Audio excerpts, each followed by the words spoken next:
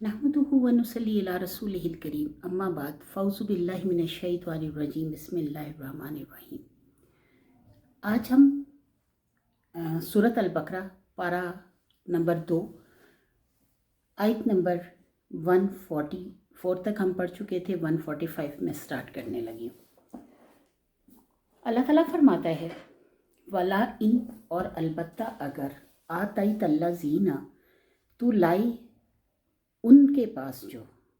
ऊतुल किताबा दिए गए किताब बिकुल्ली आयातिन हर किस्म की निशानी या हर निशानी माँ ताबीउ नहीं वो मानेंगे किबलाता का आपके किबले को व माँ आता और नहीं तू बेताबे इन मानने वाला किबलाता हूँ उनके किबले को व माँ बाज़ुहुम और नहीं कोई एक बेताबे इन मानने वाला किबलाता बाज़िन किबले को किसी दूसरे के वाला इन्नित्तबाता और अगर तूने ताबेदारी की अहवाहुम उनकी ख्वाहिशात की मिम्बादी इसके बाद मा जा आका कि आ गया आपके पास मिनल इल्मी इल्म इन्ना का बेशक आप इज़न उस वक़्त लामिनज़ ज़ालिमीन अलबत्ता ज़ालिमों में से होंगे। अब यहाँ पे यहूद की हट धर्मी और ज़िद बयान की गई कि अल्लाह ताला फरमाता है कि ए पैगंबर सल्लल्लाहु अलैहि वसल्लम, मैंने इनको भी बता दिया था, यानी जिस तरह हम पिछली आयत में पढ़ चुके हैं कि अल्लाह ताला ने फरमा दिया था, तौरात ज़बूर इंजील वाले सब जानते हैं कि आप इमामुल किबलतैन हैं और इमामुल हरमैन हैं, यानी दो किबलों के इमाम, दो हरमों के इमाम। अब ये जानते थे इस बारे में सब कुछ, लेकिन इन्होंने इस चीज़ का इकरार नहीं किया। अब अल्लाह ताला फरमाता है, इन्हीं पूरी आयत का उर्दू तर्जमा मैं पढ़ देती हूँ कि अगर तू लाई उनके पास जो दिए गए हैं किताब, यानी अहले किताब में से जो हैं, अगर तू लाई उनके पास हर किस्म की निशानी, नहीं वो मानेंगे आपके किबले को और नहीं आप मानने वाले उनके किबले को, और ना ही कोई एक मानने वाला है किबले को किसी दूसरे के, और अलबत्ता अगर आपने ताबेदारी की उनकी ख्वाहिशों की इसके बाद कि आपके पास इल्म आ गया है, बेशक आप उस वक़्त ज़ालिमों में से हो जाएंगे। यानी अल्लाह ताला ने साफ साफ फरमा दिया कि जो कोई भी यानी इस किबले के हुक्म के बाद बैतुल मुक़द्दस की तरफ रुक करके नमाज़ पढ़ेगा, वो उन्हीं लोगों में से होगा, यानी ज़ालिमों में से हो जाएगा, जो कि जिन्होंने अल्लाह के हुक्म को नहीं माना और अल्लाह के हुक्म से इनकार किया। अब ये भी जो कि अल्लाह का हुक्म नहीं मान रहा और खाना काबा को अपना किबला नहीं मान रहा, वो भी उसी तरह उन्हीं लोगों में शुमार हो जाएगा जो कि किबले को मानने वाले नहीं हैं, अल्लाह ताला की बात से इनकार करने वाले हैं। अल्लज़ीना आतैनाहुम वो लोग जिन्हें दी हमने उनको अलकिताबा किताब, यारिफूनहु वो पहचानते हैं उसको, यानी आप सल्लल्लाहु अलैहि वसल्लम को, कमा यारिफूना जिस तरह के वो पहचानते हैं अबनाअहुम अपने बेटों को, व इन्ना फ़रीक़न और बेशक एक गिरोह मिनहुम उनमें से ला यक्तुमून अल हक़्क़ा अलबत्ता वो छुपाते हैं हक़ को,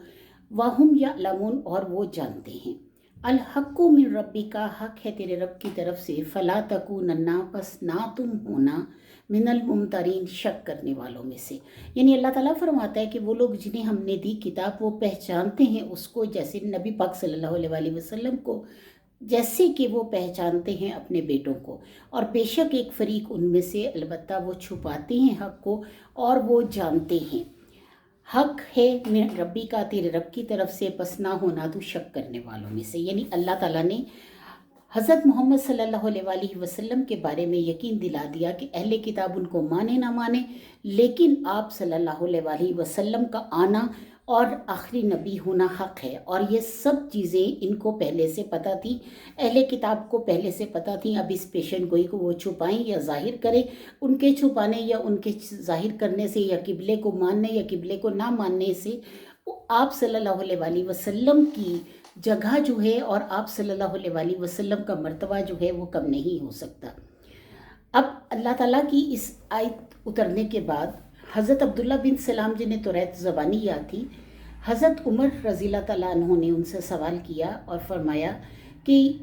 आप मुझे बताइए कि तौरात आपको ज़बानी याद है और आप इस आयत के बारे में क्या कहते हैं, क्या फरमाते हैं। तो हज़रत अब्दुल्ला बिन सलाम ने फरमाया कि अल्लाह ताला ने फरमाया है कि वो ऐसे पहचानते हैं जैसे अपने बेटे को, یعنی بیٹوں کو پہچانتا ہے باپ کہ یہ میری اولاد ہے، بالکل اسی طرح پہچانتے ہیں۔ تو حضرت عبداللہ بن سلام نے فرمایا کہ ہو سکتا ہے کہ میرے بیٹے کے بارے میں میری بیوی نے مجھ سے جھوٹ بولا ہو، تو میں اپنے بیٹے کے بارے میں اتنی یقین سے نہیں کہہ سکتا کہ یہ میری ہی اولاد ہے، جتنے یقین سے کے ساتھ میں یہ بتا سکتا ہوں کہ نبی پاک صلی اللہ علیہ وآلہ وسلم آخری نبی ہیں۔ یعنی جتنی نشانیاں میں نے توریت میں پڑھی ہیں وہ سب کی سب منوعاً آپ صلی اللہ علیہ وآلہ وسلم میں موجود ہیں، لہٰذا مجھے اس بات پہ کوئی شک نہیں ہے کہ آپ صلی اللہ علیہ وآلہ وسلم ہی آخری نبی ہیں۔ وَلِكُلِّ وِجْهَةٌ، اور ہر ایک کے لیے سمت ہے، ہوا مولیہا، وہ رخ کرتا ہے اس کی طرف، فَاسْتَبِقُوا الْخَيْرَاتَ، بس سبقت لے جاؤ تم نیکیاں کرنے میں،